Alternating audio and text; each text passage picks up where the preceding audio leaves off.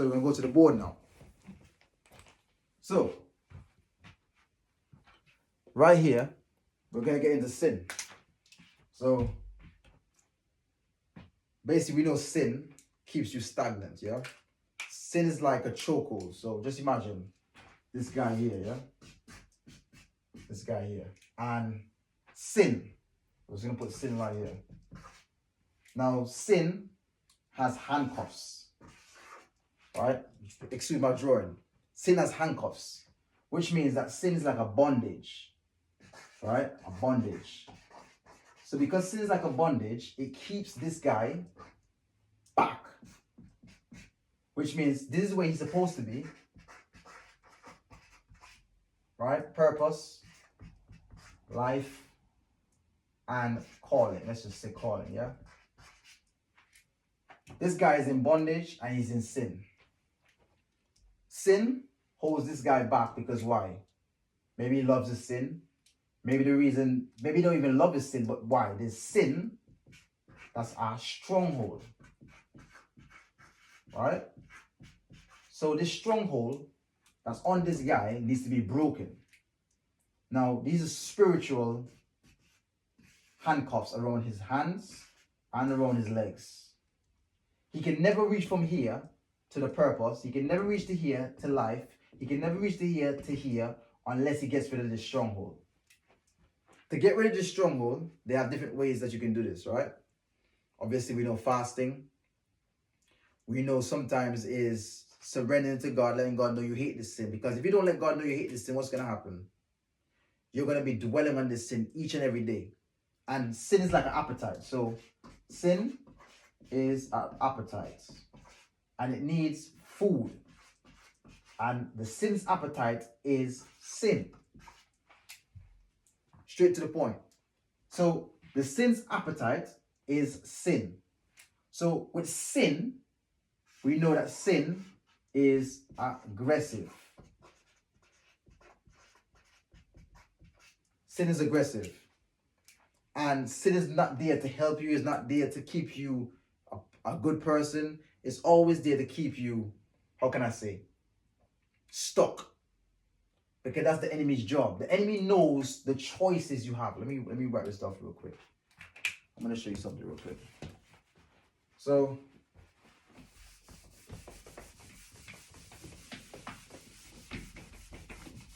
the enemy knows the choices you have, yeah?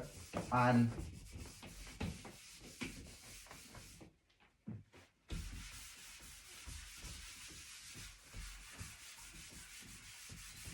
the choices you have. And choice, even in the Garden of Eden, was very, very, very, very, very, very important.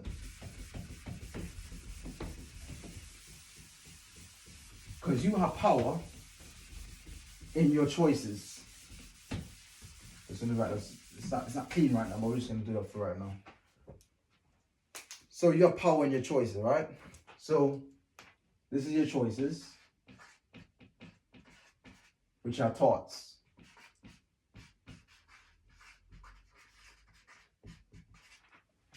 And because your choices are thoughts, which are also invisible. So we know thoughts are invisible. I can't see how you think. You can't see how I think. They're invisible, but they're choices. Now, you have choices to do bad, or you have choices to do good. But who determines bad or good? God. And these choices can either lead you to what God wants for you or what the enemy wants for you. So God wants good for you, right? Good, obviously, God. Satan, let's just say Satan, isn't it? He wants bad for you always. Why does he want bad for you?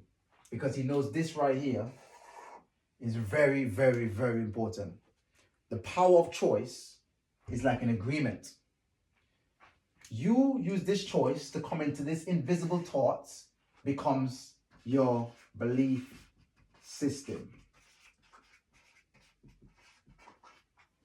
So your belief system, your choices are thoughts that are invisible, which becomes your belief system. God, the creator, is invisible. You can't see God, you can feel God, but He, Almighty Father, is invisible. Which means that you can either believe in the bad, or you can believe in the good. You believe in the bad because of your belief system, the bad will become your outcome. Belief system in the good, the belief system in the good will become your outcome. Now, I'm not saying that you control your life, but guess what? God has given you this for a reason. So you either believe in what the enemy says, or you believe in what God says. And God will always let you know to be encouraged. God will always let you know that you are His son, His daughter. God will always let you know prosperity, prosper. God will always let you know that you are wonderfully made, that He didn't give you a spirit of fear, but of a sound mind. Because the sound mind is where He's going to speak. The enemy thoughts are very loud, okay? The enemy thoughts are very loud. Now, in the wilderness, we're going to get, let me raise this part again. In the wilderness, all right, in the wilderness, this is when the enemy attacks. The reason why he attacks is because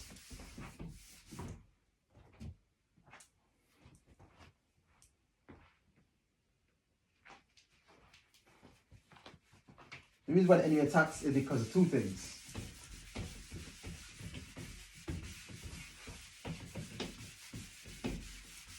Because of two things, yeah?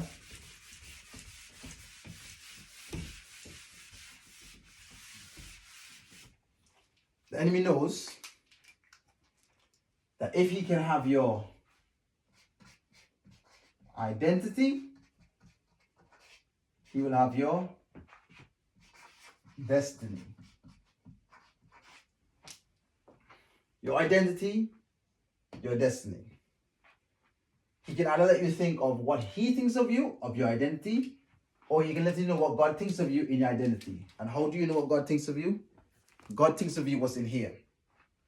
So in here, you'll find out every single thing that God thinks of you. But in there, by what he says, guess what's going to happen?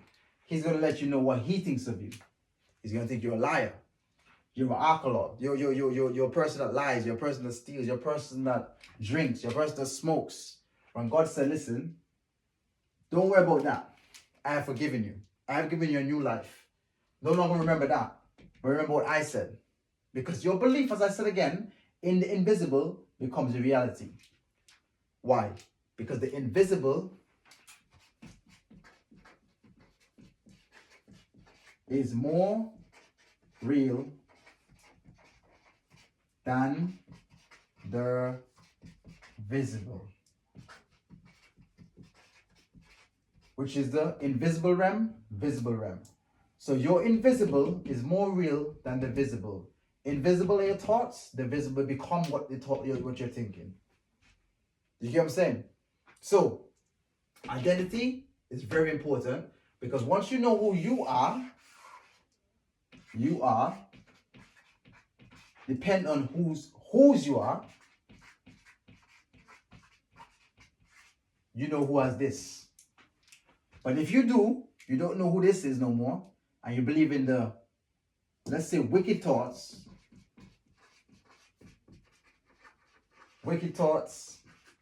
basically, let's say, you no longer believe in good no more, suicide, lack of belief,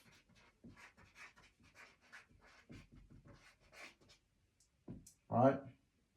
Coveting. This is say a few of it, right? These are the wicked thoughts that he wants you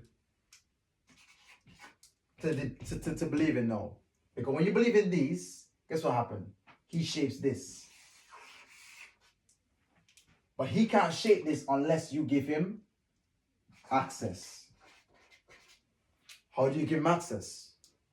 You come into agreements in any of these two things. You can either go where God says, God thinks of you, or what the enemy thinks of you. God or the enemy. You choose. But for that to happen, you need to come into this agreement. Agreement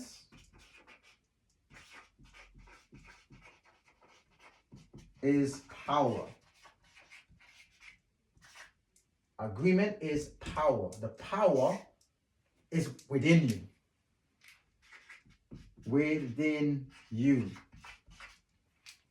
And by giving that the power, this right here, into the agreement, which is your choice also, becomes the power which turns your reality into what you're thinking.